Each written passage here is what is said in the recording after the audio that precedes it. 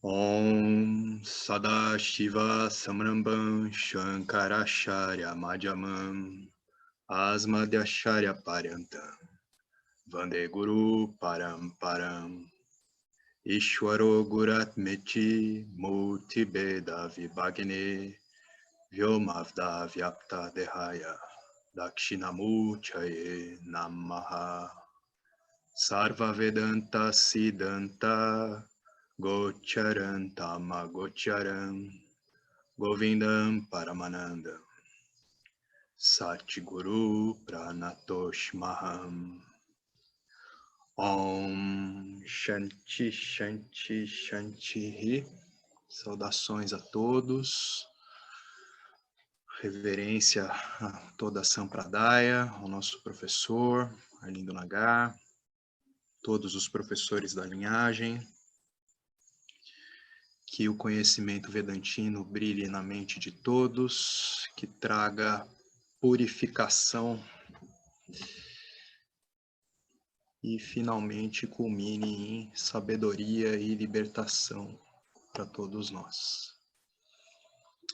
Então, pessoal, nosso encontro passado eu me lembrei que ali a gente fez uma síntese, né, a contextualização, né, do que é essa batalha entre os Pandavas e Kauravas e como que foi se formando o contexto de abertura ali do Gita, né?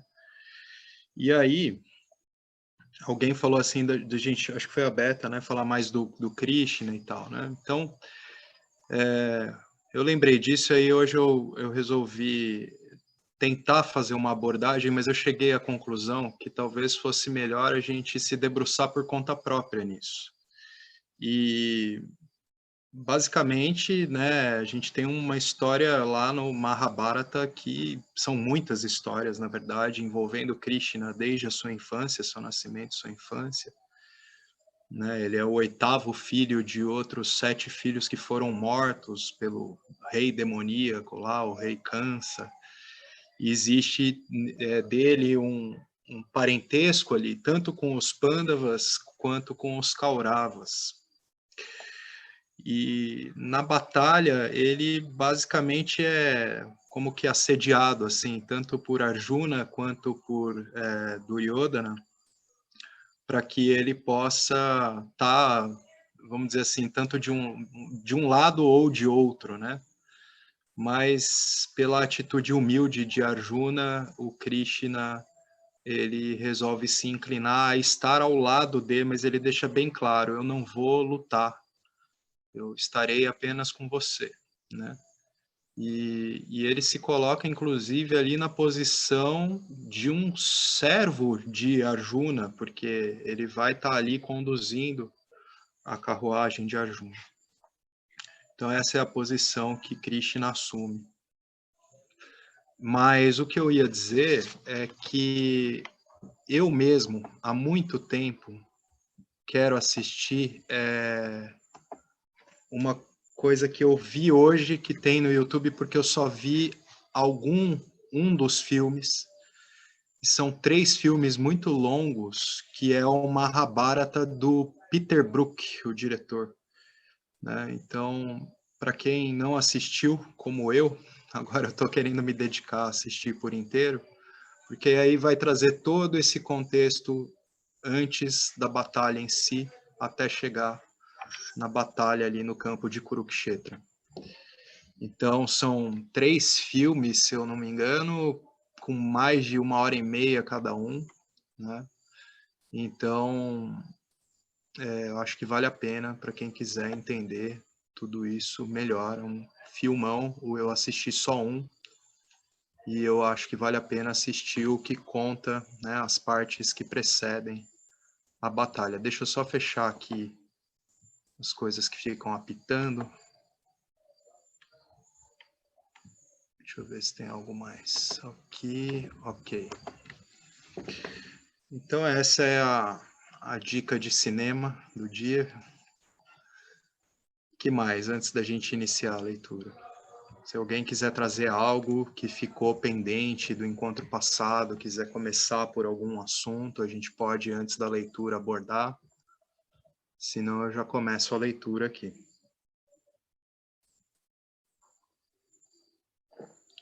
Então vamos lá. Então, capítulo 2, Sankhya Yoga.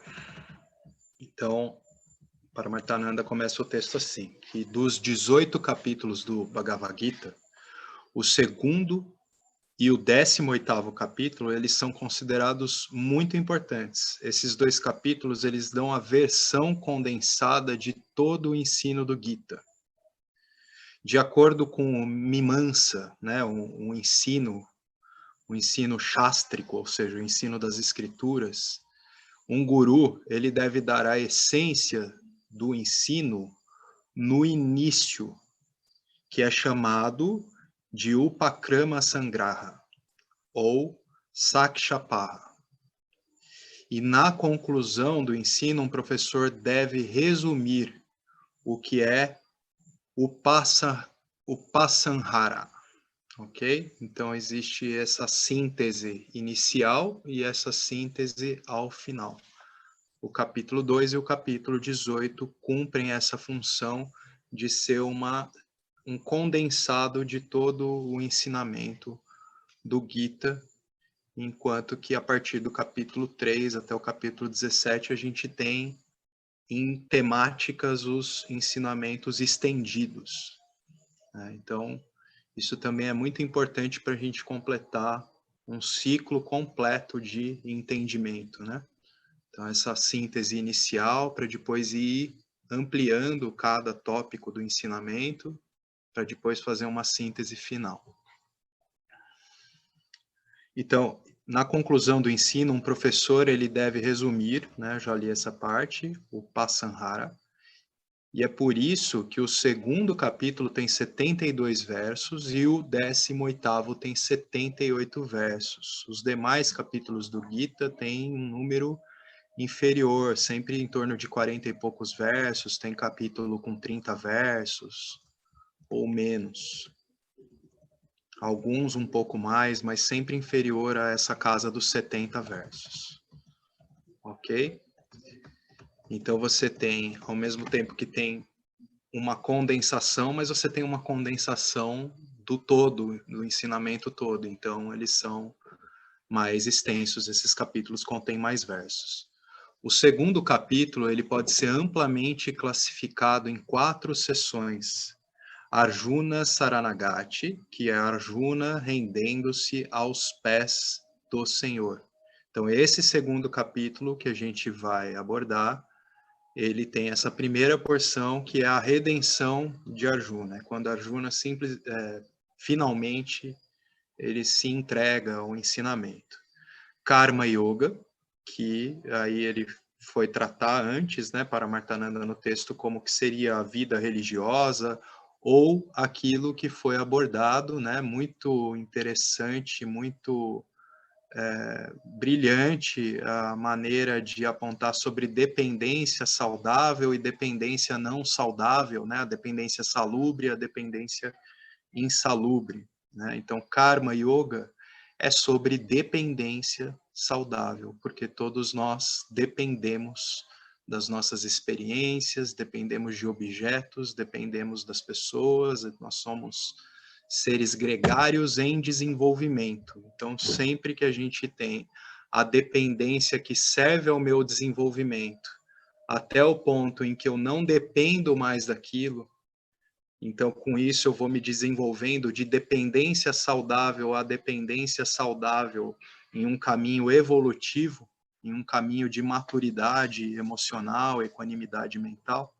Então, isso diz respeito à nossa jornada por dependências saudáveis até que sejamos, de fato, livres.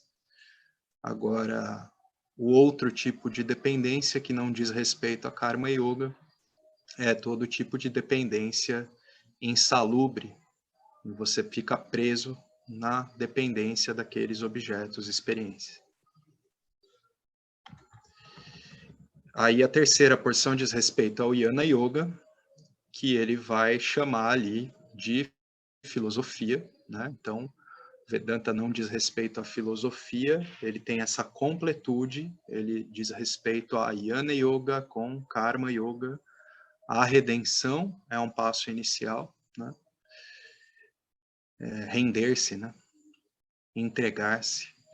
E ele culmina esse ensinamento com essa quarta porção, que é mukti, o que diz respeito a mukti, né? Libertação.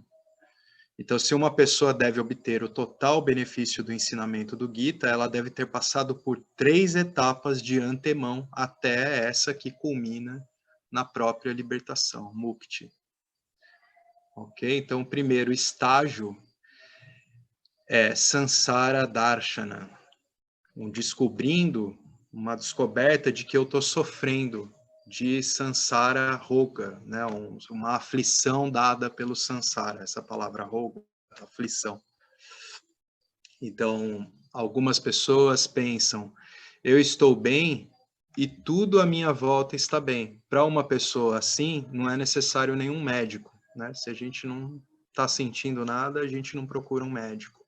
O médico ele só é necessário quando uma pessoa descobre que tem algum problema. Ou seja, o indivíduo que está emaranhado no sansara e se deleitando com ele, e que não chegou aos seus questionamentos existenciais por conta das pancadas que o sansara pode proporcionar, porque é isso também que nos leva ao nosso questionamento existencial todo, né? Mas a contemplação também nos leva a esse questionamento, mas os indivíduos que não estão atentos, né? Eles vão estar ali se deleitando e curtindo a montanha-russa, né? Dos ragas e dveshas, ora ali muito excitados com suas conquistas, ora muito deprimidos. Enquanto ele não entende que ele tem um problema, ele não vai passar para a segunda etapa, né? Entender como organizar e agir de acordo em sua própria vida para que ele comece uma jornada para sua libertação. Ele nem se compreende aprisionado, né? Porque ele está ali se deleitando no sansara. Então, ele tem que passar por essas etapas de antemão, Sansara Darshana, né? Que ele descobre que ele está sofrendo essa aflição do sansara. Já li tudo isso, né? Então, aqui fala do médico, né? Você só vai procurar se você descobre que tem um problema. Aí depois ficou essa frase solta, Aham Sansari descoberta. Se diz respeito a essa frase anterior, né? Então é como se fosse assim, aí cai a ficha que você é um Sansari, né? Aham Sansari, eu sou um Sansari. Então há essa constatação, esse é o primeiro passo. E a segunda etapa é Karpanyabhava, a descoberta do desamparo. Então, eu sou um sansari, eu entendo que eu sou um sansari e que, porque eu sou um sansari, eu me vejo em aflição, em desamparo. Eu me sinto isolado, eu tenho medo, eu não tenho o discernimento adequado agora que eu estou nessa condição de dúvida sobre tudo. Então, a gente precisa passar por essas fases. Então, eu tenho esse problema do sansara e eu tenho que sair do problema. Cheguei nessa segunda etapa, né? Eu entendo que eu tenho o problema, que eu sou um sansari e que eu tenho que sair dele, mas eu não sei o que eu preciso fazer ainda para sair dele. E aí, a terceira etapa é Saranagati, a rendição aos pés do guru, que sabe como me tirar da lama do sansara. Se uma pessoa não passar por essas 3 etapas, então o estudo de Gita será apenas um estudo acadêmico. Então, a gente passa por essas etapas, né? Os Shastras nos prometem que quando a gente chega a esse questionamento existencial, está reservado a nós, né, a chegada nessa terceira etapa, que é um encontro com um guru, que você pode ter a oportunidade de se render aos seus pés, né? Então, esse guru vai ser dado no próprio contexto de vida de cada um e à medida da compreensão de cada um, né? Ele pode ser um guru iniciático, inspiracional, um guru que te é conducente a uma outra maneira de refletir a vida e que vai te levar a um guru que vai aprofundar ainda mais a sua compreensão, até que você chega a um guru que vai tratar da solução final, esse conhecimento final, né, para remover a ignorância que ainda precisa ser removida. Então, o guru, ele é simplesmente um indivíduo que tem essa compreensão e ele se torna o representante de toda essa sabedoria. Ele é o próprio Shastra, como se fosse o Shastra Pramana, né? Ele é um meio para que seja elucidado todo esse ensinamento. Então, se uma pessoa não passar por essas 3 etapas, o estudo do Gita será apenas um estudo acadêmico, eles não terão o benefício completo. O Vyasacharya, né, o Vyasa, a quem é designada o quem conta essa história toda, né, o Mahabharata, o Gita, ele está querendo apontar que o Arjuna passou por todas as 3 etapas antes que o ensino do Gita acontecesse. No primeiro capítulo, né, então antes que ele passou por essas etapas, antes que Krishna começa de fato a ensinar Arjuna, né? Então, até ali, nesse início do capítulo 2, o Arjuna ainda vai se render ao ensinamento e pedir para que Krishna lhe ensine, né? Então, ele chega nessa terceira etapa. No primeiro capítulo, o Arjuna descobriu o problema do Sansara, aquela primeira etapa. Ele entendeu que ele é um sansari e que é isso que está trazendo a aflição toda que ele está sentindo. Esse é o estágio 1, na forma de raga, shoka, moha, né? Os nossos desejos, medos, como uma ilusão, a ilusão dada por nossos desejos, aflições. E ele não tinha passado pela segunda e terceira etapa, e por isso Krishna não inicia o ensino. Não foi lá logo no primeiro capítulo que Krishna começa a dar os seus ensinamentos supremos. Nos primeiros 10 versos do segundo capítulo, encontramos Arjuna passando pela segunda e terceira etapa.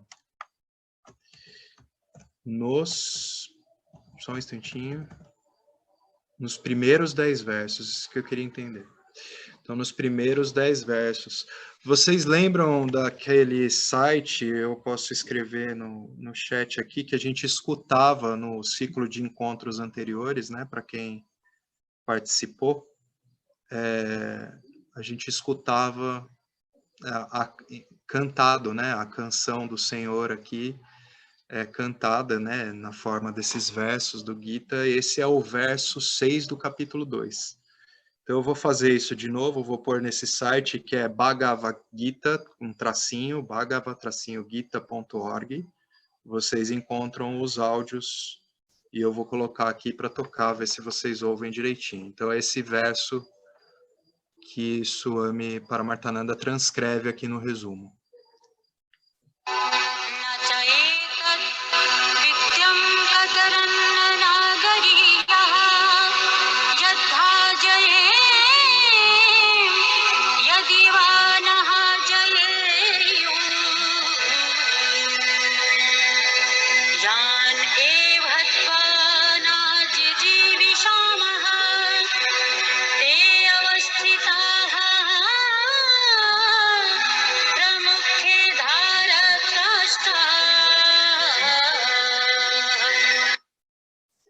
Então, seguindo o texto, que não é, eu fui observar que não é uma transcrição, né, uma transliteração do significado do verso, mas é como se estivesse sendo dito assim, Arjuna dizendo: Ei Krishna, eu pensei que eu poderia resolver o problema do Sansara, e eu tentei o meu melhor, e eu até te dei uma palestra de Kula Dharma. Agora, Kula Dharma, ele se refere ao código de conduta, e aqui eu acho que ele pelo que eu estou entendendo, é Arjuna falando com Krishna, né? Que ele tentou passar isso também para o Krishna ali. E agora eu estou confuso. E eu não sei se eu devo lutar ou não. O Arjuna sente essa impotência, que é a segunda etapa, né? Ele se vê ali aflito por conta do contexto. Então, olhando para a Drona, que vocês lembram da cena que o Krishna se aproxima com a carruagem para que ele veja Bhishma e Drona, que são pessoas muito queridas para ele, né? Com quem ele teve uma relação muito próxima desde a infância. A Drona foi um mentor dele ali na arte, né? Do arco e flecha, na arte de ser um guerreiro. Então, olhando para a Drona, que é o meu professor, e uma grande pessoa, um Mahanubavu, eu sinto que eu não devo lutar. Então, ele está ali se movendo pelo emocional dele, né? Apesar do contexto todo, onde essas pessoas, por mais que sejam queridas para ele, estão ali do outro lado do campo de batalha e o contexto é não dármico, né? Então, ele sente que ele não deve lutar por causa do afeto, né, do sentimento que ele está envolvido ali ao ver aquelas pessoas do outro lado, confrontando ele, confrontando os Pandavas. Então, eu também sei que isso é Dharma Yudhita, e eu deveria lutar como um Kshatriya. Eu não estou em posição de decidir. Então, ele declara abertamente no verso 7. Vamos escutar o verso 7. Só um instantinho, tá, pessoal? No celular é um pouquinho pior de selecionar. Mas vocês ouviram bem ou se vocês disserem que tá ruim o áudio, também podemos pular isso de ouvir os versos. Deu para... Tá legal? Ok. Então, verso 7.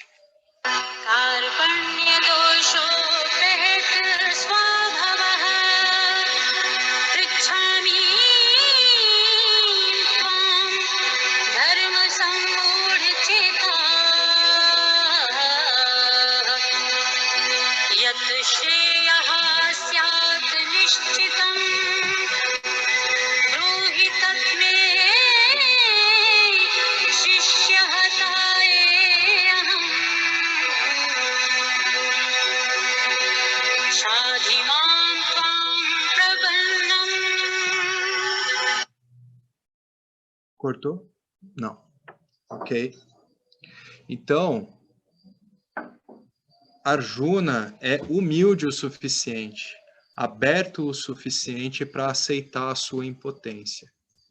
Isso que faz com que Krishna compreenda também a maturidade de Arjuna para que ele possa começar a receber esses ensinamentos. Porque uma pessoa egoísta, ela não aceitará, será rígida, não se curvará. Arjuna é humilde o suficiente para aceitar a sua tristeza e confusão. Arjuna agora vai para a categoria, vai para a terceira etapa, perdão. Então, Arjuna agora vai para a terceira etapa dizendo, agora eu sou o seu discípulo. Então, ele se rende ao guru, né? Antes ele era o mestre e Krishna era o servo. Agora os papéis se invertem. Então, antes você era apenas o meu motorista, mas agora eu estou a virar a mesa. Eu sou o teu Shishya agora. A palavra Shishya é discípulo. Outra maneira da gente falar o param, que a gente fala no mantra inicial, é falar Guru Shishya. É como se você dissesse assim, eu estou passando do guru para o discípulo. Esse passar, param, né? É Guru Shishya. O discípulo passa, o guru passando para o discípulo o ensinamento. Então agora eu estou pronto para te ouvir, pronto para te entender e pronto para te seguir. Eu estou a render-me a ti, que se chama Prapati ou Saranagati. Essas palavras a gente pode traduzir assim como o Redentor. aqui está a rendição aos pés do Guru. Através disso, o Vyasa transmite uma mensagem muito importante.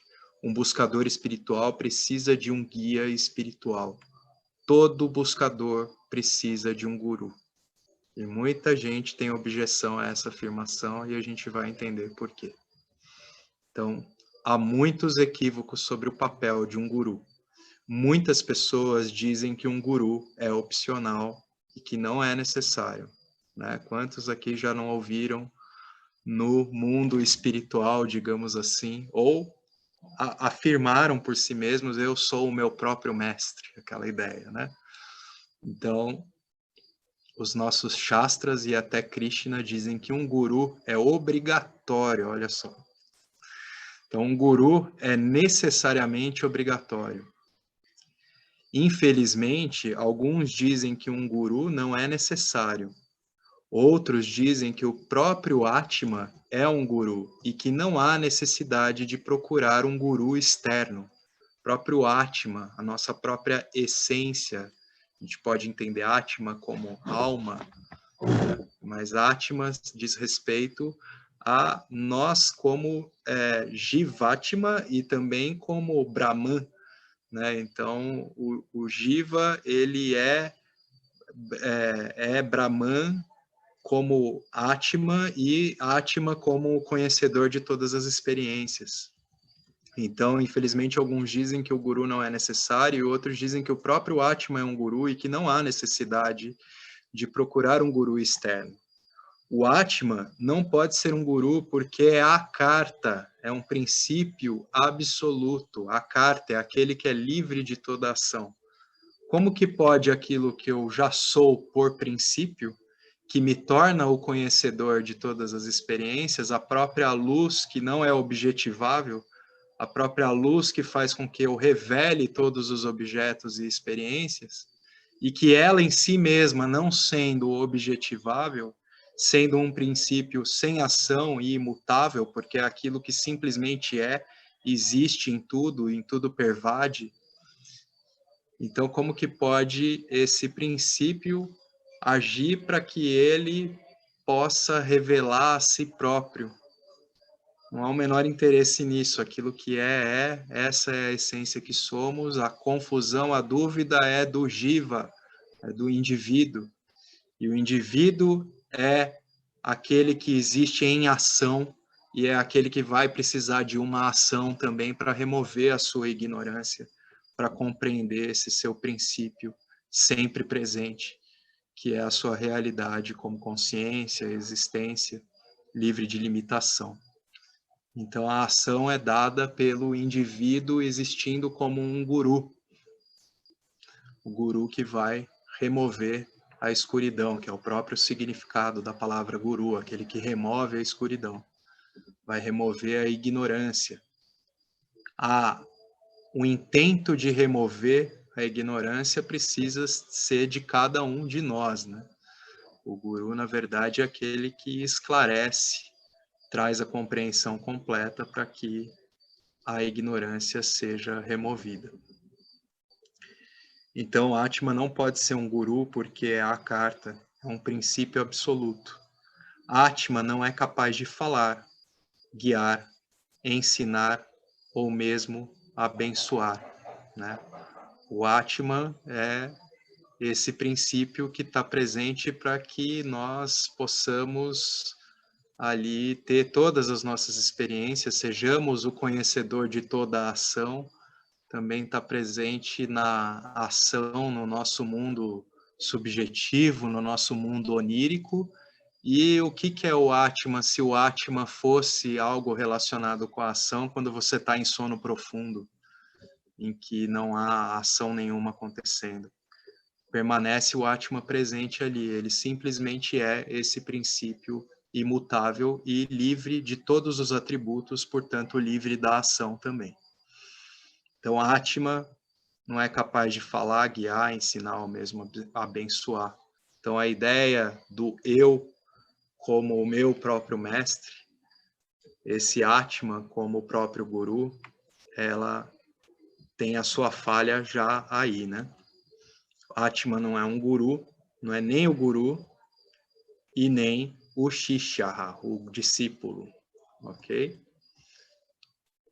O Atma, ele vai vivificar o Jiva que eventualmente se torna esse Shishya e, em alguns casos, também vai existir como o guru. Portanto, dizer que o Atma é um guru não é correto. Então, há aqueles que dizem que o mundo em si é um guru. Aí também tem essa outra ideia, né? Qual é o valor de nossas experiências? Existe esse valor das experiências serem conducentes para uma maturidade que nos leva a um questionamento existencial, que nos encaminha a uma espiritualidade profunda, até que a gente entenda isso que a gente está aflito por entender e que é um conhecimento que vai ser, ao final, libertador. Mas será que isso é para todo mundo, né? Todas as experiências para todas as pessoas, elas têm o mesmo valor? Elas vão ser conducentes, né? A gente viu sobre, por exemplo, as dependências salubres e as dependências insalubres. Aqueles que estão ali movidos por suas dependências insalubres podem muitas vezes estar numa involução espiritual, podem estar retroagindo passos atrás. Então, não é assim também, né? Então, só para voltar onde eu estava aqui. Então, aqueles que dizem que o mundo em si é um guru. Então, vamos olhar para isso. Então, esses que dizem que o mundo em si é um guru, citam o Bhagavatam. Bhagavatam é uma escritura de devoção a Vishnu, muito bela, né? Então, eles vão citar isso, mas isso tem o seu próprio contexto, né? No Bhagavatam, onde um Avaduta aprendeu com a abelha, aprendeu com o veado, aprendeu com o elefante, né? E talvez para alguns de nós a gente possa aprender algumas coisas mesmo, observando, que podem nos levar a contemplações sobre Ishwara, por exemplo, observando a natureza, começar a pensar nas coisas de uma forma mais integrada em sua totalidade, né? A gente pode, inclusive, ter isso também encaminhado pelo sofrimento que a picada da abelha gera em você, ou por ter que correr de um elefante que pode te pisotear, ou por ver um veado sendo morto, sei lá, o sofrimento de qualquer animal. Então, as experiências podem nos conduzir de alguma maneira, mas há outros indivíduos que, de repente, podem querer só matar o elefante para arrancar o marfim dele. Ele não é movido pelos mesmos valores que você, que está observando as experiências com esse maravilhamento e contemplação, uma condição de mente contemplativa. Então, o mundo ele não pode ser um professor, pois pessoas diferentes verão a mesma experiência de maneiras diferentes. Interpretamos o mundo de acordo com os nossos conceitos errados. Há uma história de uma pessoa que quer corrigir alcoólatras. Ele queria mostrar que o álcool é venenoso e vai matar. Ele queria demonstrar esse fato para um público de alcoólatras. Ele trouxe 2 frascos, um cheio de água e o outro com álcool. Ele deixou cair um inseto em ambos os recipientes. O inseto no frasco do álcool lutou e morreu, enquanto o inseto na água estava vivo. A pessoa que queria ensinar o público alcoólatra perguntou: que lição que vocês aprenderam aí com essa experiência?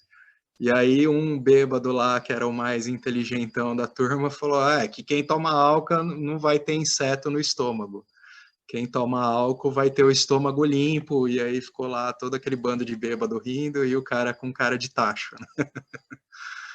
Então, a gente também, né, essa piadinha aqui, ela diz respeito, às vezes, a gente querer ensinar, né, e a gente falou um pouco disso no encontro anterior também, né, sobre esse aspecto, inclusive, adármico que tem, a gente querer fazer um proselitismo de Vedanta, por exemplo, para pessoas que nem perguntaram nada, né. Então, as pessoas, elas vão valorizar aquilo que elas valorizam, né? Então, se o indivíduo valoriza muito a cachaça diária dele, não adianta, né, falar nada para ele. Talvez, em algum momento, o sofrimento derivado de ele, em algum momento de uma breve lucidez, assim, tá doente, perdeu a família, seja lá o que for, todo o sofrimento que o vício no álcool pode gerar, aí pode servir para que esse indivíduo dê um passo para começar a sair disso, né? Por esse entendimento do sofrimento que isso gerou, ou do aprisionamento nesse vício que ele está, né?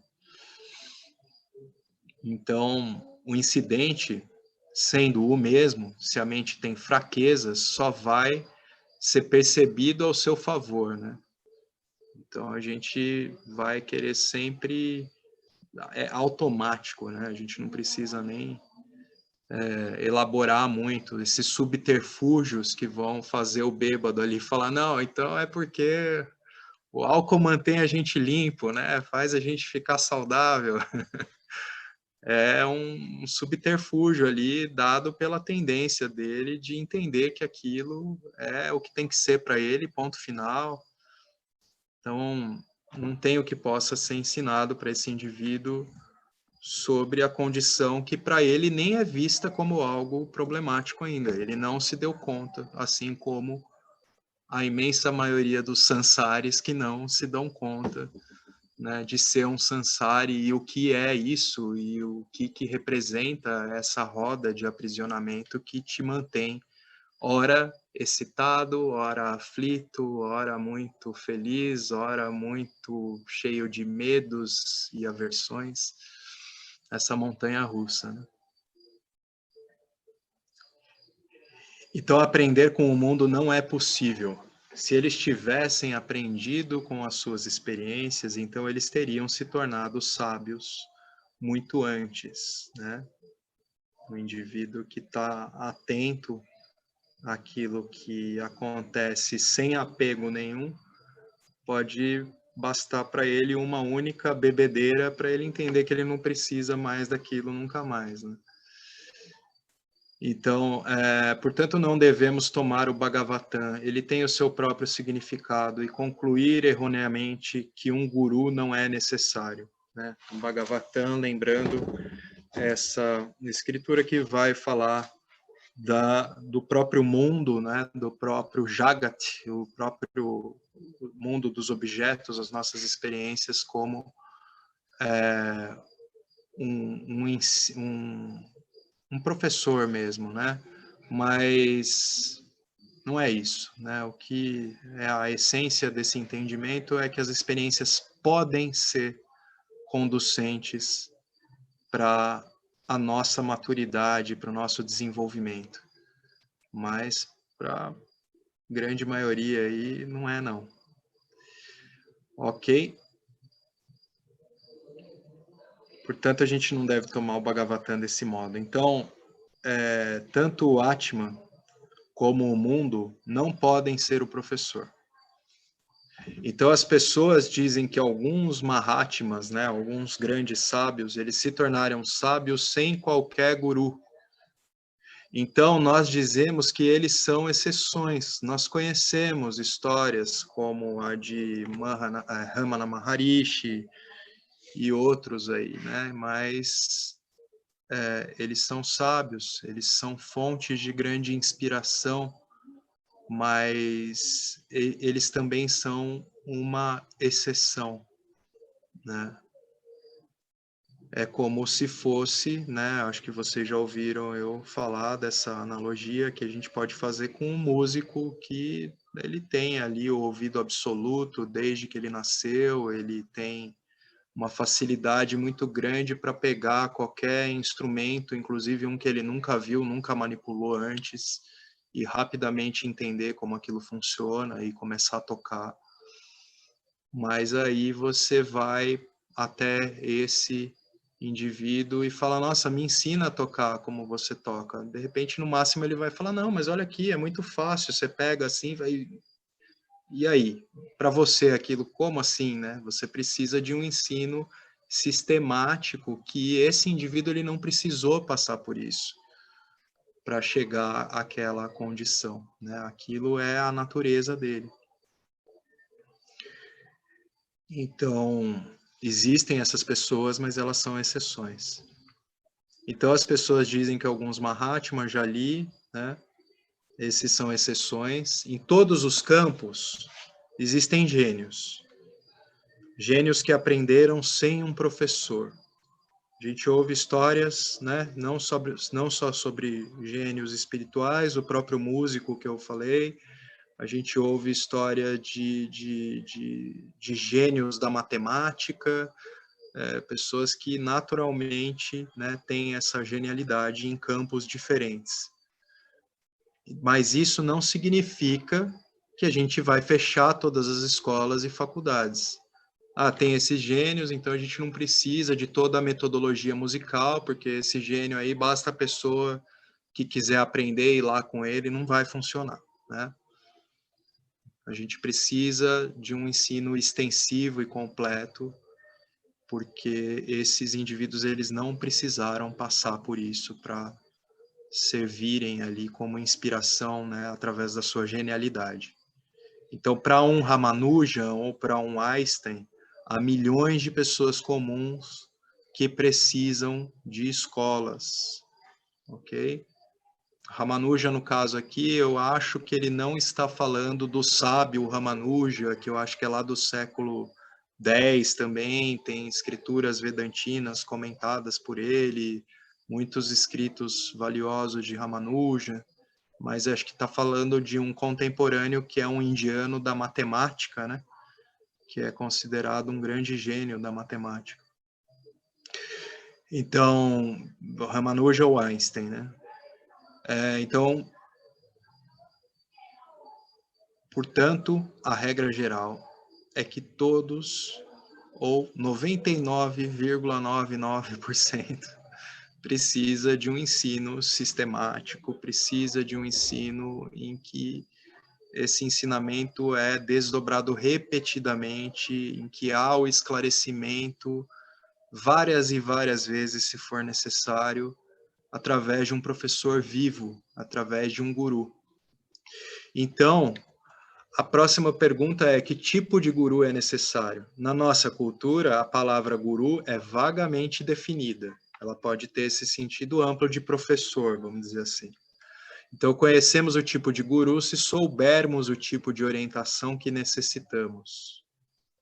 Aqui precisamos de conhecimento espiritual, né? Se você precisa de conhecimento de matemática, você vai até um professor de matemática. Aqui a gente está falando de conhecimento espiritual, e para que o conhecimento aconteça, precisamos de ensino sistemático e consistente através da comunicação e passo a passo.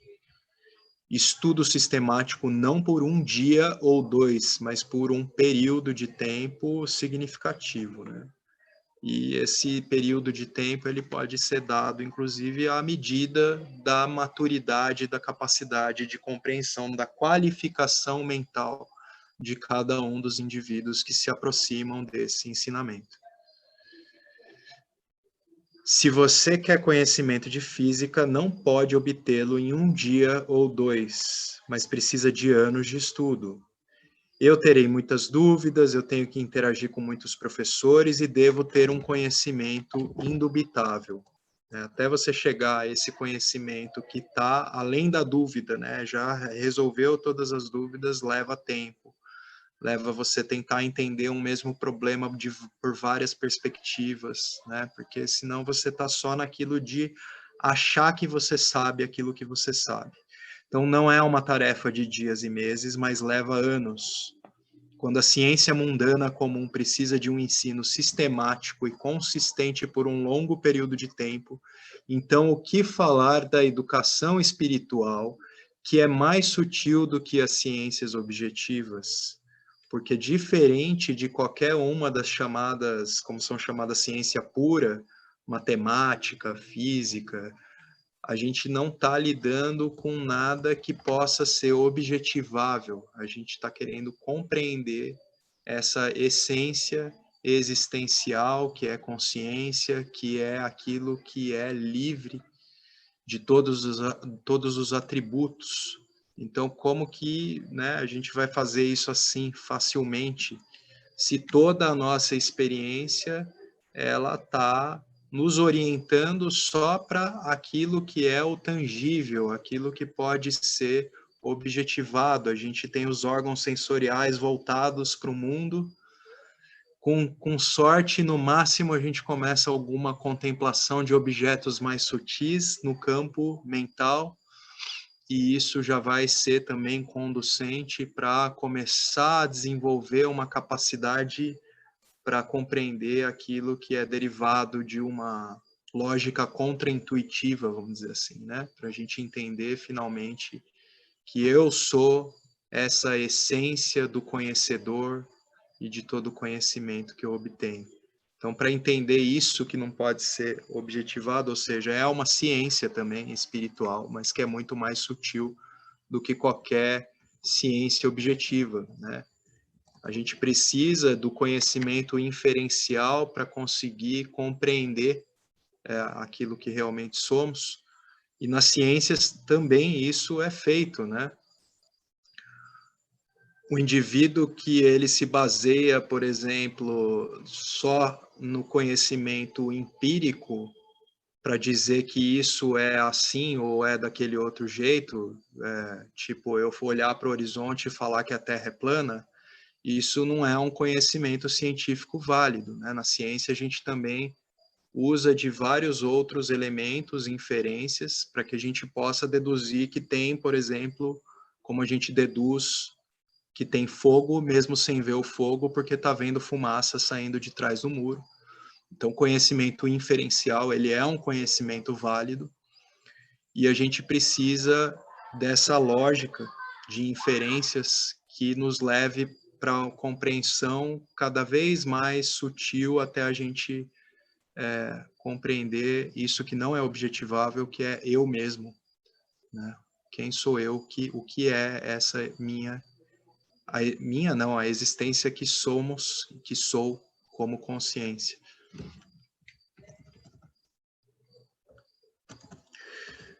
Então, é mais sutil do que toda a ciência, qualquer ciência objetiva. Então, portanto, para que o conhecimento espiritual ocorra, precisamos de um ensinamento bem estruturado, bem completo, bem consistente. Nós temos gurus em outros campos. Eu estou lendo muito e parando pouco. Se vocês gostariam de trazer alguma questão sobre o que a gente leu até aqui, alguém tem alguma pergunta? Alguma colocação? Fábio. Oi, Mari. Tudo bem? Tudo. É que você falou uma hora lá atrás já sobre as pessoas que são apegadas às dependências insalubres, que elas involuem. Uhum.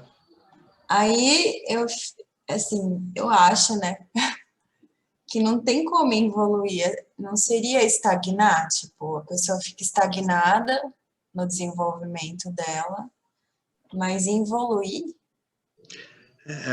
Tem gente que leva tão a sério as suas dependências insalubres que pode evoluir. O que os Shastras têm uma palavra a respeito disso é como se fosse assim: você nasceu com essa dádiva de ser um indivíduo humano, tem um intelecto bastante afiado para praticar discernimento e exercer o seu livre-arbítrio. Então é esse buddhi, esse intelecto que precisa estar sob o comando, sobre o comando na discriminação do que ocorre no campo, para que você possa, analisando as coisas de uma maneira ampla, considerando o campo mesmo como um todo e não somente aquilo que tem que ser assim como eu quero, porque eu quero agora. Quando você faz isso, você está colocando esse senso de eu, que é assumido por aquilo que a gente chama de ego, que se vê como o autor de tudo, o indivíduo executor de suas ações. Se é só esse que está no comando, sem a discriminação do intelecto, eu estou sujeito a agir só de acordo com essas vasanas, essas tendências vinculativas que me mantêm no mundo entendendo que tudo tem que ser como eu quero, na hora que eu quero, do jeito que eu quero, me levando, inclusive, a eventualmente agir de maneira que viola as leis. Eu não estou falando só de leis humanas, né, mas das leis mesmo, universais, que regem e sustentam toda essa manifestação. Então, esse indivíduo que renega essa propriedade de Budi, intelecto, dado a seidade humana, né? Esse indivíduo, ele está realmente retrocedendo na sua jornada. E ele vai colher os frutos desse retrocesso. E ele então pode... você diz que é retrocesso porque, na verdade, é um desrespeito às leis. Então, enquanto a pessoa está desrespeitando as leis universais, é como se ela estivesse retrocedendo. Quando ela Ele está passa a agir assim. retrocedendo, ele colhe os efeitos e os Shastras, eles fazem afirmações, inclusive, de indivíduos poderem nascer, sei lá, como uma barata depois. Porque existe uma compreensão de evolução das formas de vida também, até que você, passando por tudo isso, como diferentes jivas, chegou a essa condição humana, que pode ser uma condição humana de mais ou menos qualificação mental, mas a ideia é sempre a gente desenvolver essa qualificação mental. E aí, se a gente age só de acordo com as nossas tendências egóicas, as nossas vasanas vinculativas, presos em vícios, em desejos, assim que eles precisam ser alimentados de forma assim tão voraz que eu não tenho nenhum controle da ação que eu executo para que eu obtenha esses objetos de desejo na hora que eu quero. Então, eu não estou usando nada dessa qualidade intelectual. Eu estou retrocedendo na minha evolução mesmo. Na minha evolução como um jiva humano. Ok? É nesse sentido. E aí, pessoal? Algo mais? Vou voltar à leitura, então.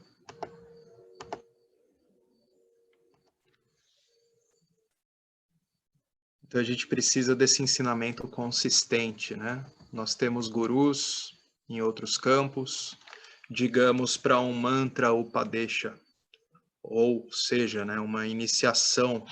Então, o tipo de guru necessário é diferente, é um guru para essa iniciação em mantras.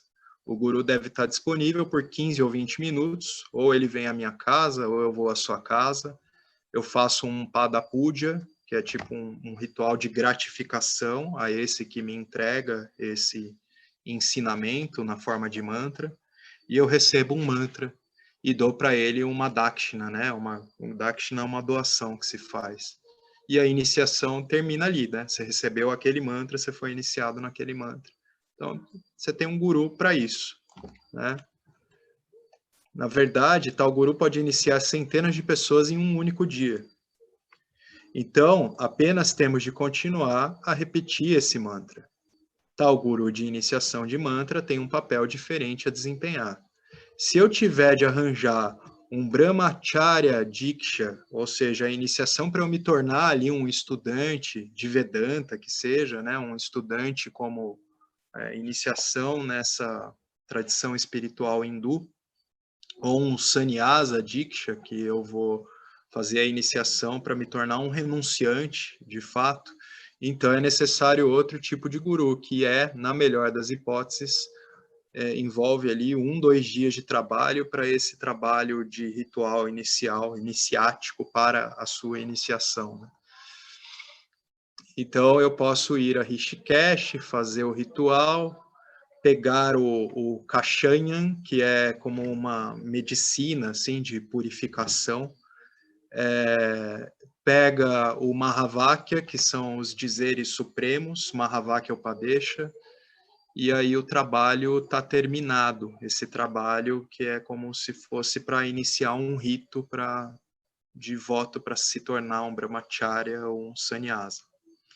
Então, portanto, tomar um diksha é um assunto diferente e requer um tipo diferente de guru. Então, eu posso ter um guru que nem sequer está vivo. E eu tinha falado agora há pouco que a gente precisa de um guru vivo, né? Então, vamos entender isso aqui. Eu uso tal guru como inspiração, né? Então, a gente pode ler centenas de autores aí que servem para nossa inspiração, pessoas que já não estão, né, encarnadas aqui. Eu posso tirar uma foto do Shankaracharya, né, que viveu lá no final do século VIII, e eu vou usar aquela imagem do Shankaracharya, a imagem pintada dele, porque não tem foto, né? E eu vou usar isso para o meu culto diário. Então, isso é inspiracional, serve para minha inspiração. A imagem de um Buda, né? A imagem de Cristo, para quem é cristão.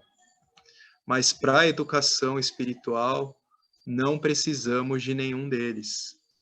Guru Diksha ou gurus inspiradores que estão mortos.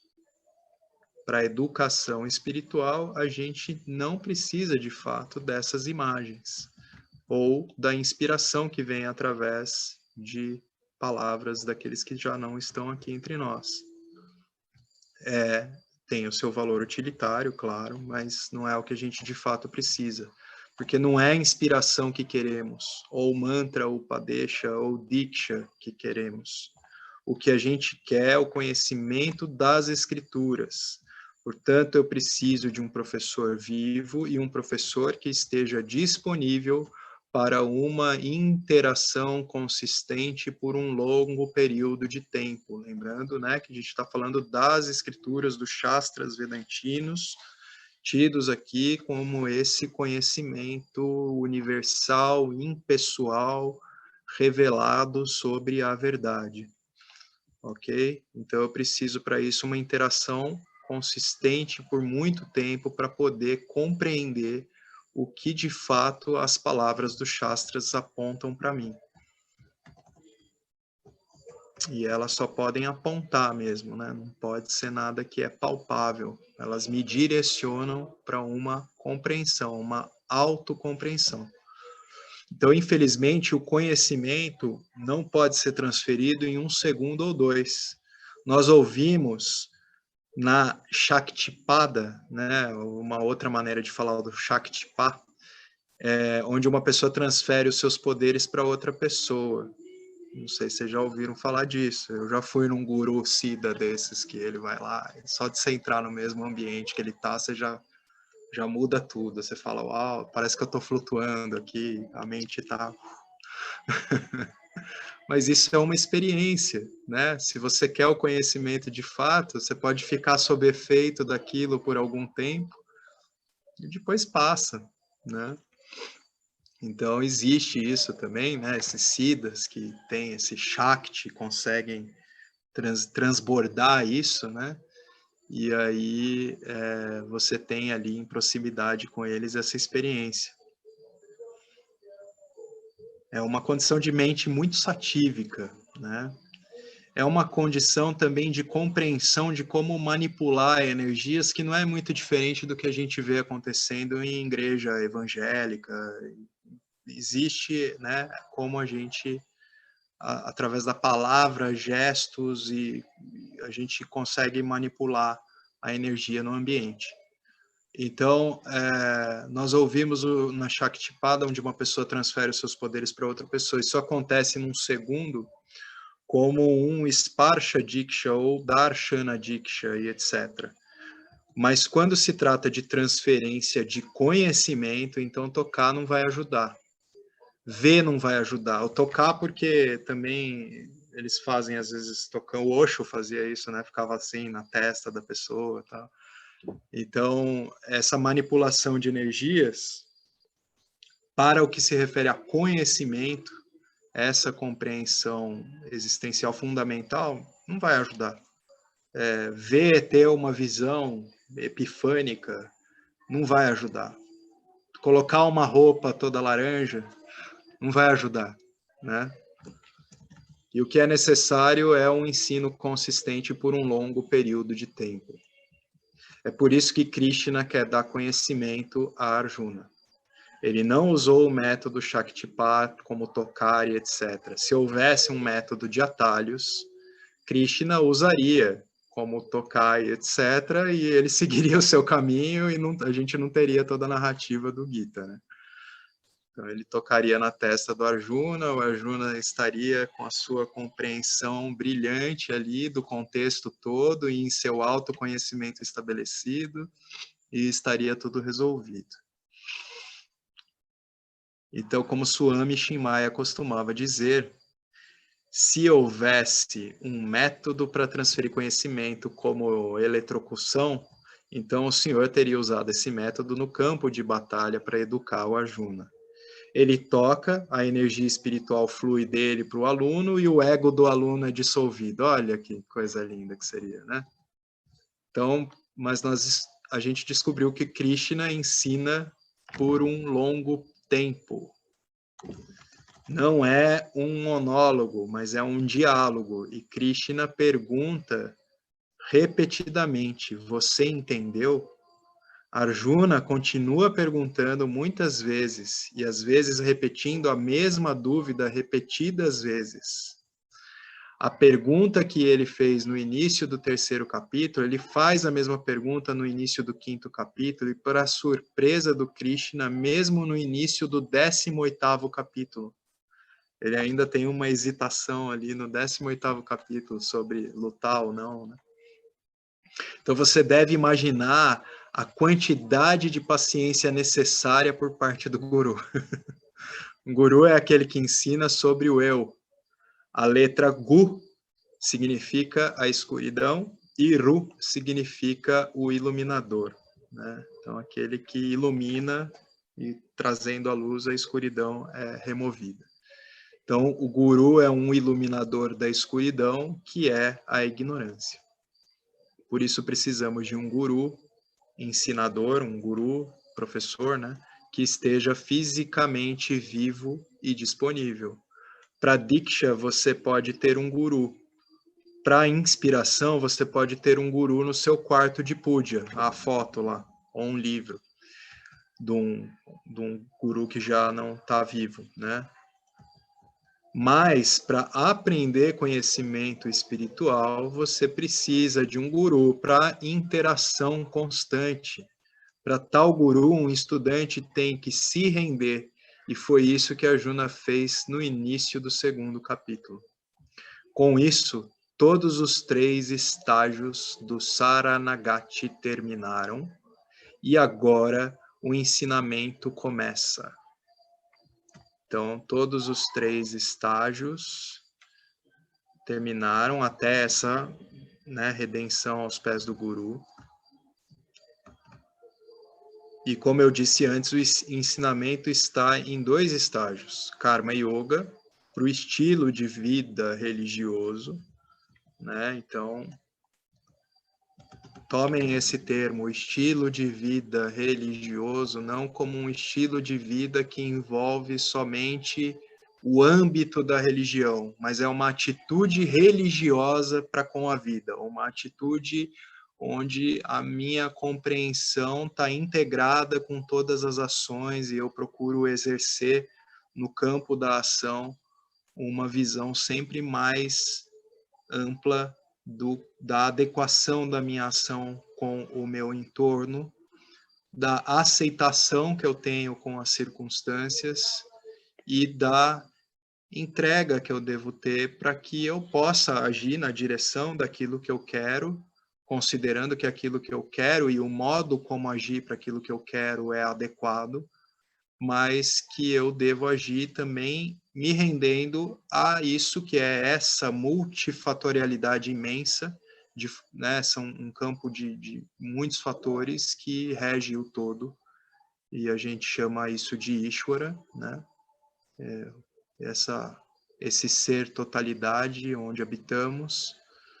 Então a gente se rende a Ishvara porque os resultados, ao final das contas, são dados por Ishvara, né? É uma designação de Ishvara, tudo aquilo que acontece. A minha ação é somente um dos fatores, junto com todos os múltiplos fatores no campo. Ela deve ser adequada e na direção daquilo que eu quero. Se aquilo que eu quero não está em oposição ao Dharma, e aí eu ajo e eu me liberto da expectativa em relação à ação. Eu posso ter, né, os meus objetivos, as minhas metas, e eu continuo agindo para alcançar aquilo que eu quero, mas eu preciso agir de acordo e eu preciso agir livre, portanto, livre da expectativa em relação aos resultados. Então, você precisa de um guru para interação constante. Peraí, eu comecei a falar, né, do Karma Yoga e eu perdi um pouco o texto. Então, você pode ter o guru da inspiração, e para aprender o conhecimento espiritual, você precisa do guru para interação constante. Para tal guru, um estudante tem que se render, e foi isso que a Arjuna fez no início do segundo capítulo. Com isso, todos os 3 estágios do Saranagati terminaram, eu li tudo isso aqui.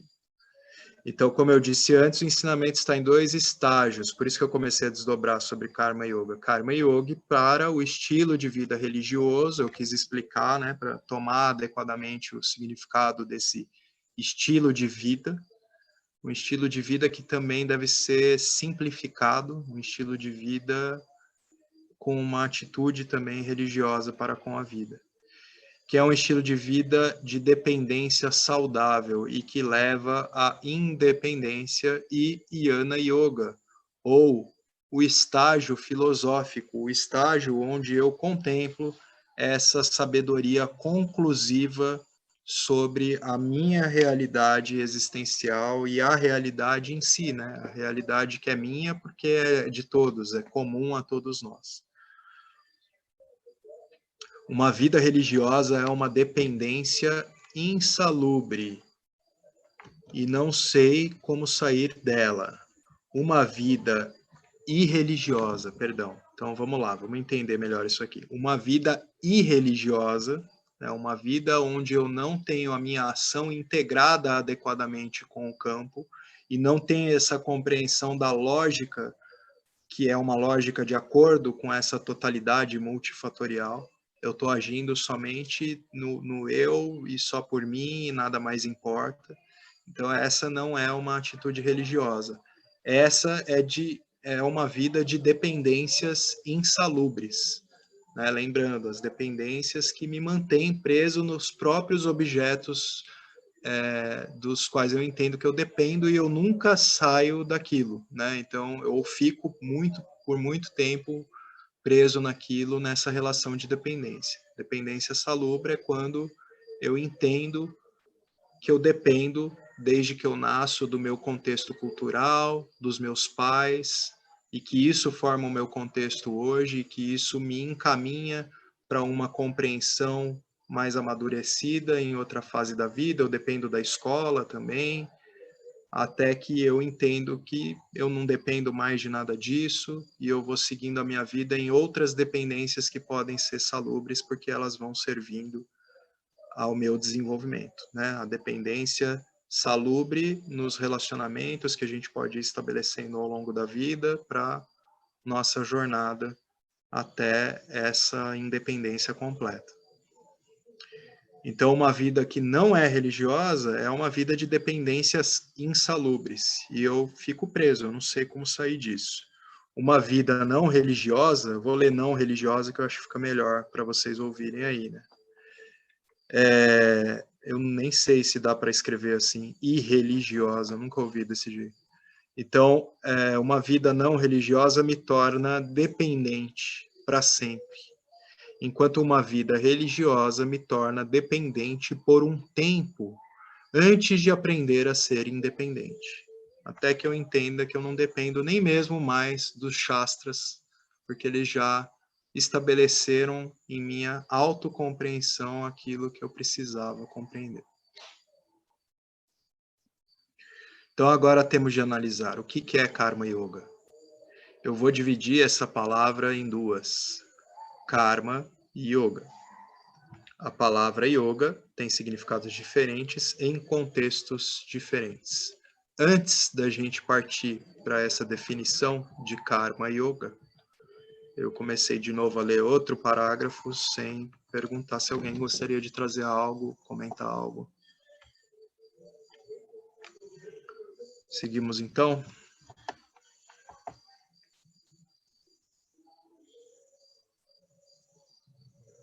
Então vamos lá. Então a gente tem que analisar o que é Karma Yoga.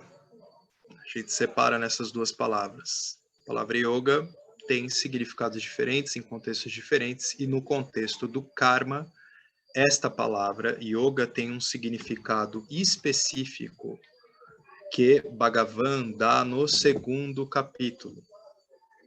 Aqui ele está se referindo a Krishna como o Bhagavan, né? Ele define yoga como Samathivan Yoga Uchate. Uma vida religiosa é aquela em que aprendemos a permanecer em equilíbrio. Samathivan é a equanimidade, né? Então, é aquilo que a gente faz a gente aprender a permanecer em equilíbrio, equanimidade, tranquilidade em nossa vida diária. Não é o Samathivan do corpo, pois o corpo é ativo.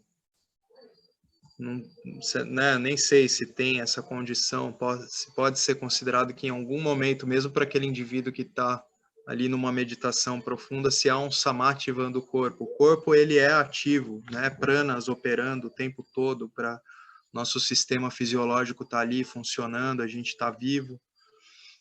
Mas o samathivan da mente, a gente está falando da condição de equanimidade mental. Uma mente equânime, enquanto enfrenta diferentes experiências de vida, tem uma resposta saudável e um estado de mente saudável.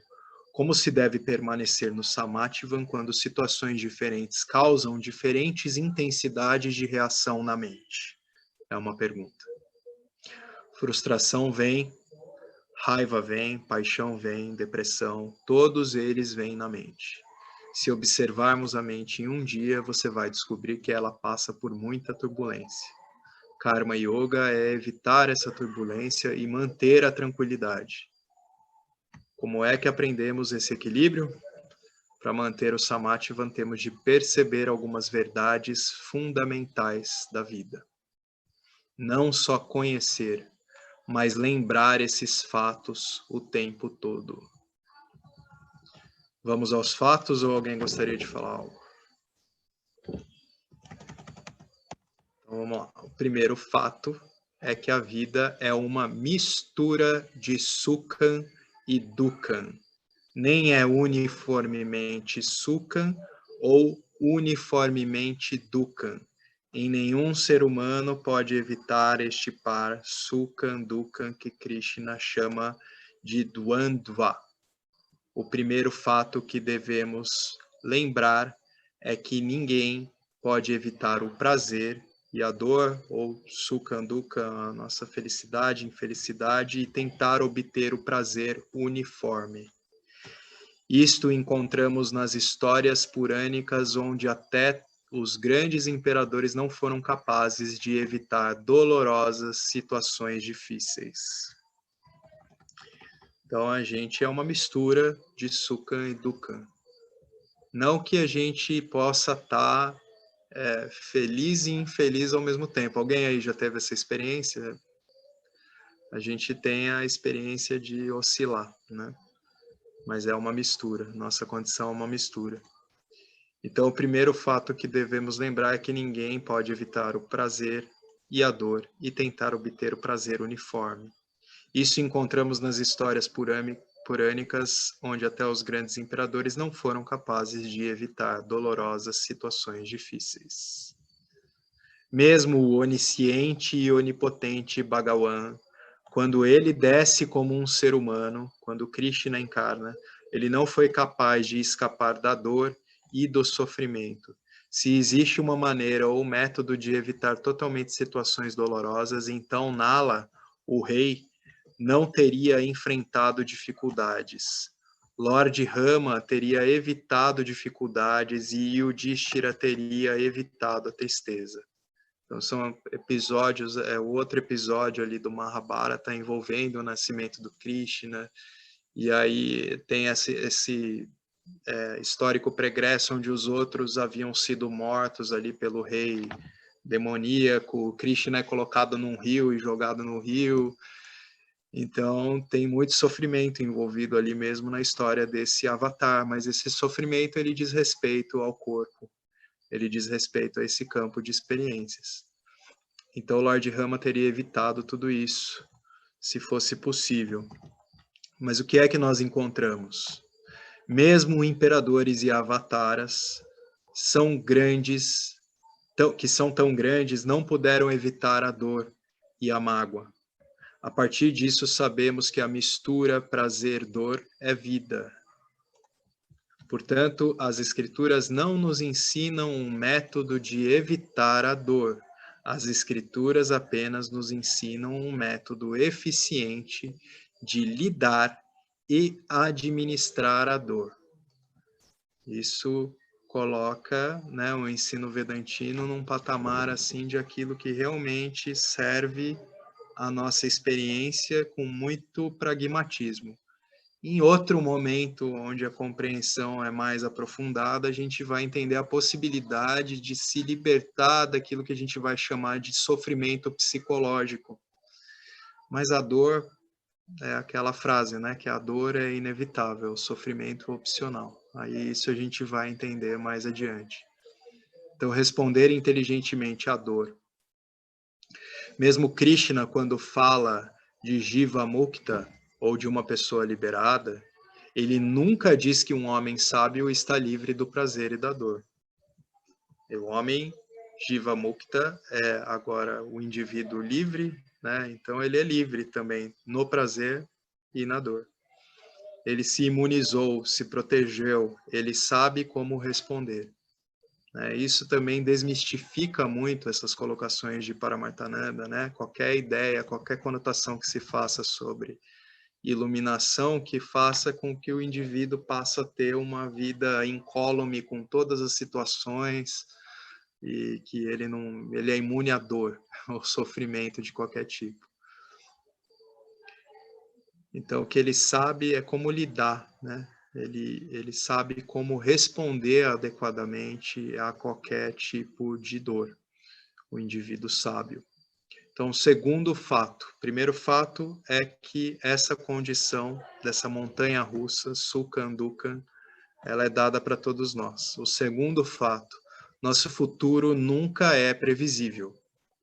Prazer ou tristeza virá amanhã? Por quê?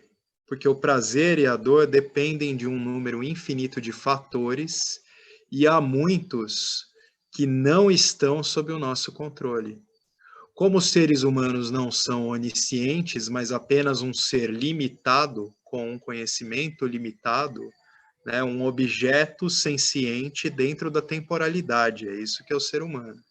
Então a gente tem esse entendimento limitado e a gente não pode, exceto, né, fala-se também desses que têm clarividência e tal, mas ninguém sabe de fato o que pode acontecer, porque a ordem de fatores que podem alterar qualquer predisposição do futuro ser desse ou daquele jeito é imensa, né? Então, a gente é basicamente esse ser senciente com conhecimento limitado, habitando nessa experiência com conhecimento limitado do campo. Então, a gente não pode controlar ou conhecer todos os fatores que determinam o que ele ou ela vai experimentar. Portanto, nunca sabemos o que vai acontecer. Se você quer um exemplo, então eu mencionarei sobre os meteorologistas. Já viram como a previsão meteorológica está ficando cada vez mais complicada? Quase que nem dá para se basear mais, né? Porque a ordem de fatores que regula o clima, como ela era conhecida, também está se alterando muito, né? Então, para mensurar adequadamente os fatores climáticos, a gente precisa de equipamentos cada vez mais arrojados e de mais instalações de equipamento meteorológico para aferir adequadamente como é que pode estar o clima amanhã em determinada região. Então, bilhões de dólares são gastos, né, nesse exemplo da meteorologia. Satélites são enviados, fotos são tiradas e o Departamento de Meteorologia tem dados há mais de centenas de anos. Eles têm modelos estatísticos e prevêem que as monções do sudoeste se retiraram e no dia seguinte chove inundações. Quantas vezes a gente viu previsão de chuva aos montes e aí continua aquela seca absurda, a chuva demora a chegar, ou o contrário, né? Aqui onde eu estou, no litoral norte de São Paulo, é mais o contrário. Chove pra caramba, aí fala que vai parar de chover e não para. Se bem que esse ano começou mais seco. Então, o que eu estou dizendo? É que apesar de tanto conhecimento e avanço científico, haverá certos fatores desconhecidos para nós. Se isso é verdade num ramo da vida, então é verdade em todos os aspectos da vida. Há demasiados fatores que não conhecemos e que moldam as nossas experiências. O nosso futuro é imprevisível. Não há garantias de que você chegue a casa em segurança depois dessa palestra, depois dessa aula. Alguém pode arranjar todas as circunstâncias externas para se adequar totalmente a si mesmo? E mesmo que seja possível, não há garantia de que assim permanecerá, né? Então, a própria ideia de que eu posso arranjar tudo aquilo que é possível, que eu entendo que é necessário para que eu esteja sempre em segurança. Essa ideia já é falha porque a hora que qualquer um desses aparatos todos que eu entendo que eu preciso estar cercado deles falhar, aí eu já me vejo em insegurança novamente, né? Então, esses são os dois fatos. Sukhan Dukhan, o futuro não é previsível. E o terceiro fato, há muitas situações fora do controle. A imensidão de situações que a gente enfrenta na nossa vida está fora do nosso controle. Tomemos o departamento de meteorologia, mesmo que saibam que um ciclone vai passar por Madras, eles têm o conhecimento, mas que método ou maneira eles têm para impedir que ele venha, né? Então você pode ter ali um entendimento de que vai ter um cataclisma, mas o que a gente pode fazer no final das contas?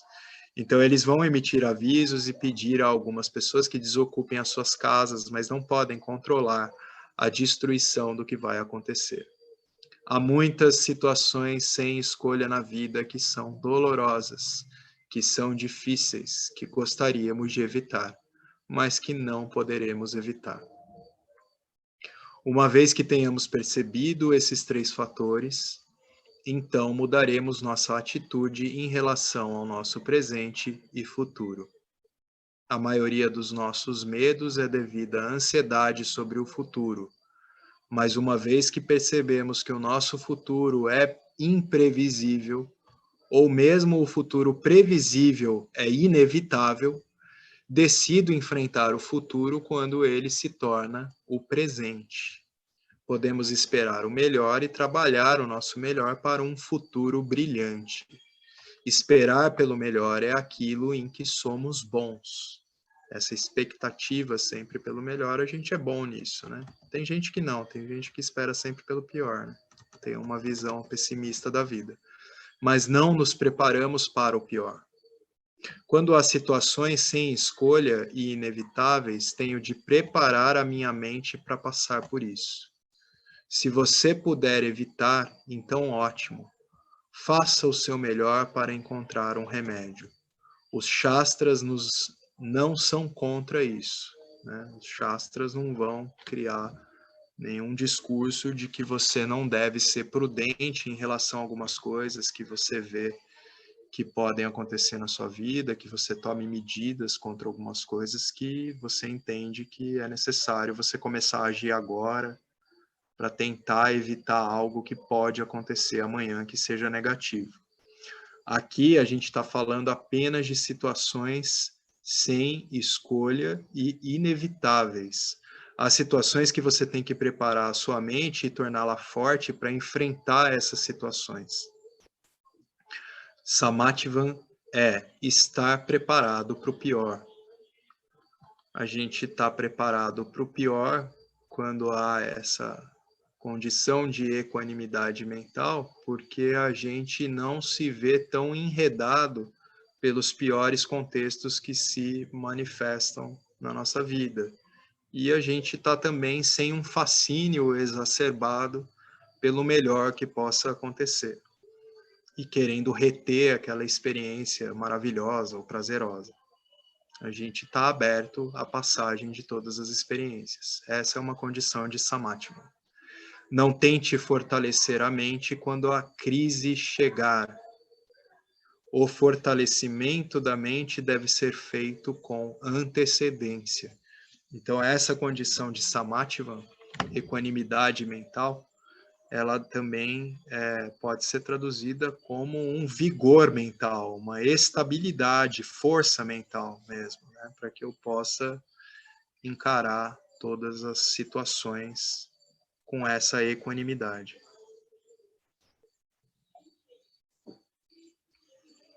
Para a crise financeira, estamos nos preparando, investindo em ações, depósitos de longo prazo, fundos mútuos e etc. Mas para a crise psicológica não nos preparamos, ou pelo menos a maioria das pessoas não. Não tente cavar um poço quando a casa está em chamas. Portanto, preparando-nos para o futuro imprevisível e aceitando situações inevitáveis sem escolha, há 2 métodos para manter o samatva. Esses são os 2 métodos, né? Preparar-se para um futuro imprevisível e aceitando situações inevitáveis sem escolhas. Há 2 métodos para manter o samatva. Correto? Deixa eu ver se eu estou entendendo esse parágrafo. Vamos para o seguinte. Como faço para tornar a mente forte? É isso mesmo. Então, esse preparo eu posso fazer e preparar, sobretudo, a mente. Né? A mente tem que estar nessa condição estável, bem estruturada, fortalecida para qualquer situação que possa se apresentar na minha vida. E a aceitação daquilo que acontece, para que eu possa, inclusive, sair do lugar de vitimização, onde eu posso estar para agir de fato para aquilo que eu tenho que agir. Então, como que eu posso, né, manter a mente de tal forma, manter a mente forte assim? É apenas uma mente fraca que se torna ansiosa e temerosa do futuro. E é a mente fraca que não está disposta a aceitar o presente doloroso. Fortalecer a mente pode ser feito de 2 maneiras. Aqui que ele vai falar desse fortalecimento. Então, as 2 maneiras. Uma é explorando, acessando a sua própria natureza superior, pois todos nós temos uma força infinita dentro de nós mesmos. Assim como os atletas e ginastas têm uma resistência física que vemos nas Olimpíadas, também temos o mesmo potencial. Também podemos correr 1 quilômetro, mesmo que não se consiga levantar de uma posição sentada agora. A gente pode ver isso se for necessário, numa situação de urgência, você vai correr 1 quilômetro facilmente. No entanto, né, temos esse potencial, é um potencial. Esse método é Sankalpa, ou autossugestão. Então a gente vai falar de Sankalpa, que eu não tinha lido antes do texto. Então, isso também é uma forma de Upasana Yoga, e de certo modo, a gente também pratica Sankalpa como o próprio ensino repetido e sistemático, quando a gente está, por exemplo, se declinando e repetindo sobre os Mahavakyas, afirmando a nossa verdade essencial, né? Então, é por autossugestão que a gente começa a entra num processo que culmina em assimilação daquele conhecimento que é repetido por autossugestão. É como se fosse assim, imitar para tornar-se, ok? Eu digo a mim mesmo, estou pronto para enfrentar qualquer situação. Então eu faço essa autossugestão. Esse é um dos métodos. Eu tenho a força para enfrentar qualquer situação dolorosa e inevitável. Até os psicólogos dizem que esse método funciona. Vai ter pesquisas inúmeras que mostram como isso funciona. Como um homem pensa assim, ele se torna. Como um homem pensa, aqui uma vírgulazinha, né? Assim ele se torna. Você pode chamá-lo de Sankalpa Shakti, ou força de vontade, ou autossugestão. Né? Então a gente precisa dessa força de vontade para nos conduzir, inclusive, a essa liberação que a gente quer obter, se a gente está realmente comprometido com o nosso processo de desenvolvimento espiritual, vamos assim dizer, né? Então, a volição, essa vontade precisa estar presente ali, porque senão eu posso estar entendendo a espiritualidade só como uma fuga, que para mim é algo que eu coloco num lugar de importância, mas que está me fazendo eventualmente ignorar aspectos práticos da minha vida, porque aquela famosa questão, né, de ficar ali só no Jnana Yoga, e é isso, e nada faz sentido, e aí vive aquela espiritualidade maluca, né, numa vida cheia de negligências e tal. A gente precisa dessa vontade estabelecida aqui para que a gente tenha um compromisso com esse ensinamento. E a gente precisa da autossugestão, dessa força de vontade que é estabelecida, que é erguida, né? Que vem pela autossugestão para que a gente conduza as nossas vidas para aquilo que a gente quer. Então, o segundo método é, em vez de... Antes de eu passar para o parágrafo, alguém gostaria de trazer algo aqui, ou comentar, perguntar algo?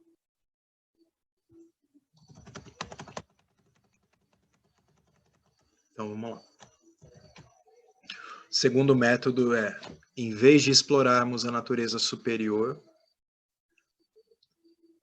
utilizamos de Deus lá fora, que não é nada mais que o símbolo da nossa própria natureza superior.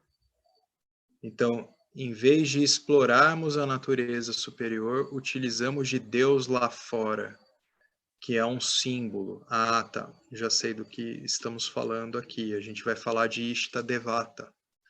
Então, esses são métodos, né? Tanto o Sankalpas quanto a adoção de uma imagem, de um Ishtadeva, um Ishtadevata, que são iniciáticos para que a gente comece a ter uma mente mais focada na contemplação do que é um supremo que rege, sustenta as nossas vidas, a nossa existência, para que a gente possa tanto ter uma vida que é orientada para um sucesso, numa ressignificação de sucesso aqui que a gente deve fazer, mas esse sucesso de desenvolvimento mesmo da nossa natureza humana, até a gente ter uma compreensão da nossa realidade essencial. E também essa imagem vai servir também como algo que é iniciático a essa compreensão de totalidade. Eu não consigo ter uma contemplação da magnitude se eu não começo por um símbolo que pode ser a síntese através de uma imagem, ou de um japa, que é ficar entoando o nome de uma divindade, uma reverência a uma divindade, que serve como um símbolo para representar essa totalidade que eu quero compreender. Então, esse é o segundo método. Em vez de a gente explorar a natureza superior, essa que pervade todos nós, a gente primeiro usa a ideia de um Deus fora, mas esse Deus fora não é o Deus fora de fato, porque o Deus é em tudo que há, é Ishwara, né? A gente está falando de usar de um símbolo externo a você, que pode ser a imagem de uma divindade. Então, não é nada mais do que o símbolo da nossa própria natureza superior. O Senhor né, Ishwara é apenas a nossa própria natureza superior. Lembrando que Ishwara é Brahman em associação com Maya, também regendo toda essa manifestação. Então, por isso a gente pode dizer que é a nossa natureza superior de fato. Então, podemos escolher o Senhor em qualquer forma, como o nosso Ishtadevata. Eu posso escolher a forma do Ganesha como meu Ishtadevata, eu posso usar a forma de Durga, de Vishnu, do próprio Krishna, posso ter a figura dos meus professores no meu altar, eu posso ter um símbolo, o símbolo do Onkara apenas, para aqueles que são de outras religiões, os símbolos das suas, né, divindades, o símbolo de Jesus, uma imagem de Jesus para quem é cristão, um Buda para quem é budista e assim vai. Então, podemos escolher o Senhor em qualquer forma como nosso Ishtadevata. Eu retiro força desse Ishtadevata. É uma imagem que é profundamente inspiracional para mim, né? Por isso eu rezo diariamente a esse Senhor, ao símbolo, a esse símbolo de totalidade, de supremo, né? Então, eu tenho de enfrentar situações difíceis na vida dependendo do meu prarabdha karma, né? Esse nosso karma, o karma estabelecido como as nossas circunstâncias de vida. Então eu não estou pedindo que você mude o meu karma, eu não quero que você mude as leis por minha causa. Isso é uma espiritualidade estúpida, né? Aquela espiritualidade mágica, né? Que eu quero um milagre de repente. Não é isso, mas eu estou orando, eu estou fazendo aqui uma súplica para que eu tenha forças para enfrentar qualquer situação sem escolha e qualquer situação dolorosa. E não porque é uma força que eu estou fazendo uma súplica para que essa força venha de fora. Essa força verte em mim, porque como já foi falado antes pelo Swamiji, essa é uma força em potencial para todos nós, né? Aquilo que nos dá a capacidade de, mesmo que você não tenha nunca se dedicado a uma corrida, você disparar por 1 quilômetro se for necessário. Ou que, de repente, como uma história que eu vi uma vez lá, uma mãe que viu um portão de ferro pesado cair em cima do filho, e aquela peça de ferro tinha mais de 100 e tantos quilos, e ela levantou aquilo como um papel, assim, e te salvou o filho. Então, essa força potencial existe também como a nossa força mental, né? Que a gente precisa treinar isso, se preparar para estar realmente fortalecido, não numa urgência, assim, né? Mas como algo que está pervadindo toda a nossa experiência, está ali presente nas situações mais difíceis já, sem que eu tenha que ficar desesperado, afoito. Dá-me forças para enfrentar o que quer que seja que venha de acordo com a lei.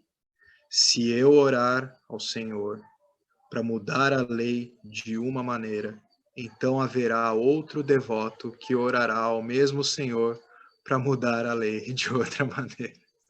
As leis estão dadas, né? A gente não vai pedir nenhum milagre, a gente vai pedir para que as coisas aconteçam ao melhor modo possível dentro das leis e para que eu tenha forças para encarar todas as situações. Então o próprio Senhor ficaria confuso, brincando aqui com o Ishvara como uma entidade ali que fala, pô, mas um quer de um jeito, outro quer do outro, que eu mude uma lei minha, né? Não tem como. Então essa oração, ela é ilógica, é imprópria. Então eu oro, dê-me forças para enfrentar o que quer que esteja por vir. Eu posso instalar o Ishtadevata no meu coração como Anjaneya fez e tirar força dele. Se alguém quiser trazer essa história de Anjaneya, eu não vou saber do que se trata agora.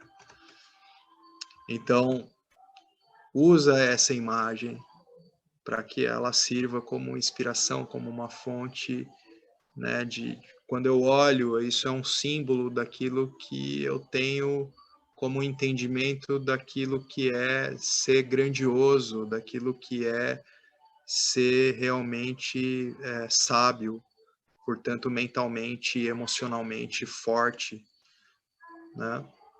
Então esses símbolos servem para evocar também, eventualmente, numa urgência ali, como esse Anjaneya faz e tira a força desse símbolo que vem à mente dele. Ele põe aqui na frase no meu coração, né? Isso está no meu coração. Então, assim, ou através de Sankalpa, ou através de Bhakti, podemos fortalecer a nossa mente. Sankalpa, a autossugestão, Bhakti, a nossa devoção, né? Por essa compreensão de totalidade através desse símbolo. Com essa força mental, você pode evitar a ansiedade do futuro e aprender a aceitar e enfrentar situações dolorosas. E se tivermos sucesso no desenvolvimento do Samatvan, a equanimidade mental, então ele é chamado de Yoga. Ou seja, eu tenho agora um senso de total integração com a totalidade, né? A palavra yoga pode ser também traduzida como em união com a totalidade, por causa do meu samatvan, essa equanimidade mental. Uma vida religiosa ajuda no desenvolvimento desse equilíbrio ou samatvan. Encerro com esse parágrafo, então, porque eu estou vendo que o texto nesse livro é diferente de todos os outros estudos que a gente fez, né? Nós não temos assim a divisão por seções. E aí nesse parágrafo a gente vai falar desses doshas e eles vão ser enumerados. Então se eu começar a gente vai ficar muito tempo aqui ainda. E aí como a gente tem ainda um tempinho até as 10 aí, se quiserem estender, quando rola o bate-papo aqui, eu acho muito legal sempre. Se alguém quiser trazer alguma pergunta ou comentário, se não, a gente encerra o nosso encontro de hoje. E aí, alguém?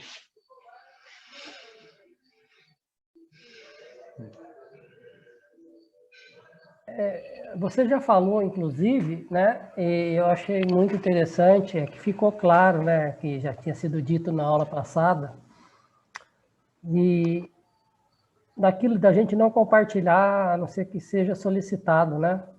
E é isso daí mesmo, você vê que os estágios, quer dizer, a pessoa tem que ralar, né? Tem que comer, hã?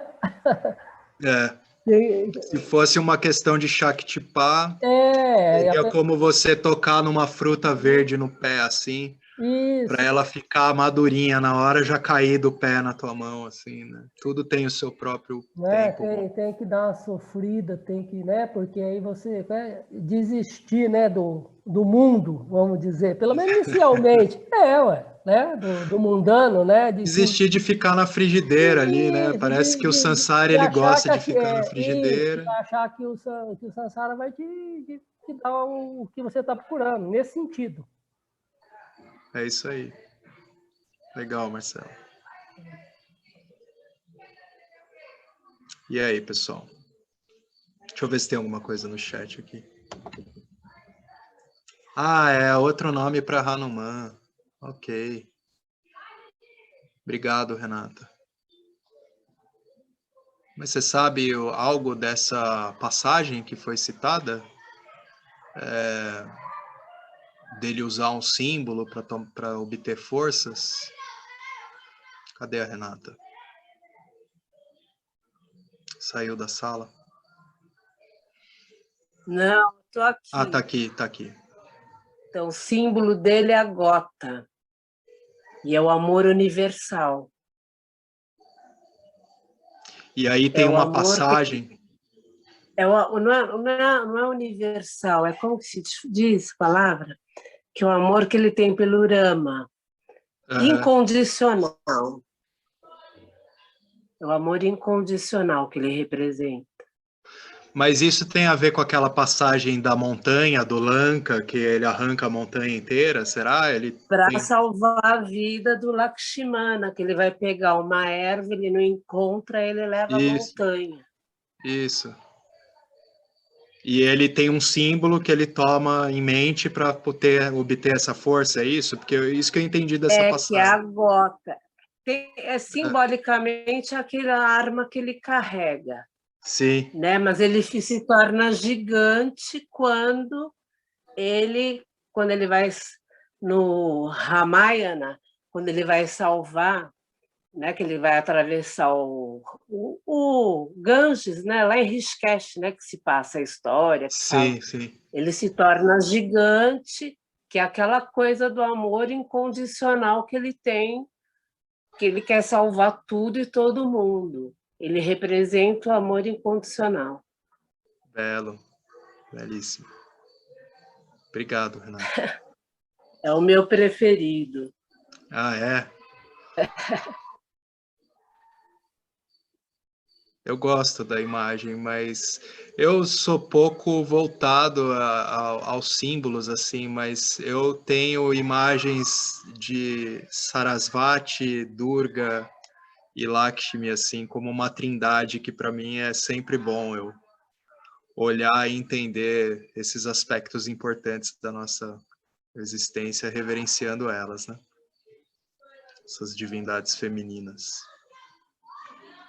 Tá. Então, ok, pessoal. Purnamada. Oi?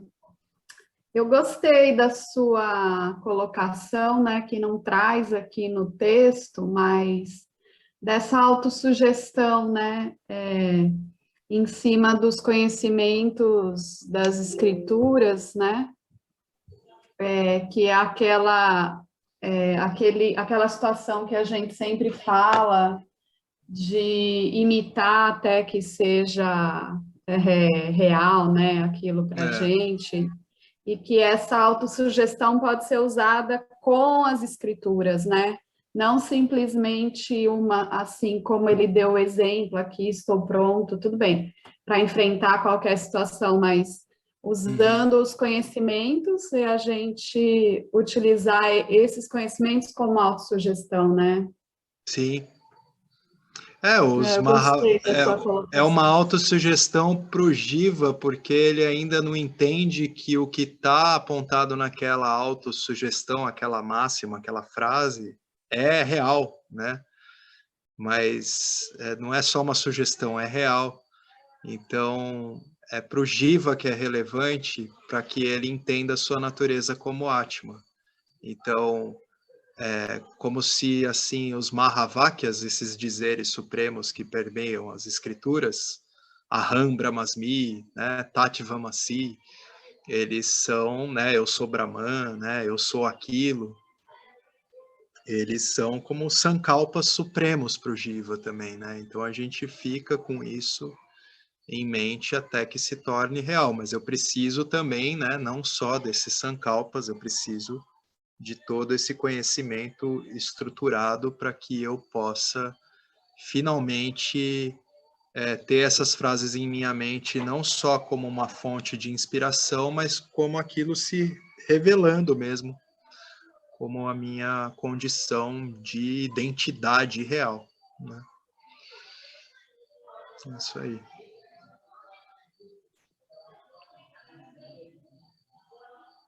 Encerramos então, pessoal. Om Purnamada Purnamidam Purnamudachyate Purnasya Purnamadaya Purnameva Vashishyate. Om Shanti Shanti Shanti. Boa noite a todos, um excelente descanso para vocês.